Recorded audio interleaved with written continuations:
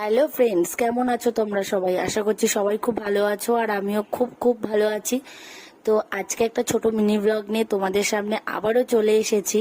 তো আজকে হচ্ছে রবিবার। তো রবিবারে হঠাৎ করেই আমাদের প্ল্যান হলো যে দত্তপুকুরে অবস্থিত নাকশা মায়ের মন্দিরে যাব। তো যে ভাবা সেই কাজ। তো আমরা বেরিয়ে পড়লাম। তো বেরিয়ে যে আকাশটা এত দারুণ লাগছিল, তো সেটা তো মুখে প্রকাশ করতেই পারছি না আমি। তো তোমরাই দেখে নাও। আর আমাদের সাথে মা আমি প্রথম এত দূরে বাইকে করে যাবে, তো একটু আমার ভয় লাগছিল, বাট ঠিক আছে। তো এখন আমরা দিদি বাড়ির সামনে চলে এসেছি, কারণ দিদি বাড়িতে আমার আর দিদির হেলমেটটা রাখা ছিল, তো সেটা নিতেই এসেছি। তার আগে আবারও একটুখানি আকাশটা দেখাচ্ছি যে এত দারুণ লাগছে।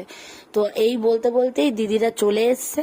তো আমি গেলাম ওদের বাড়িতে গিয়ে, আমি দুটো হেলমেট নিয়ে তো আমরা বেরিয়ে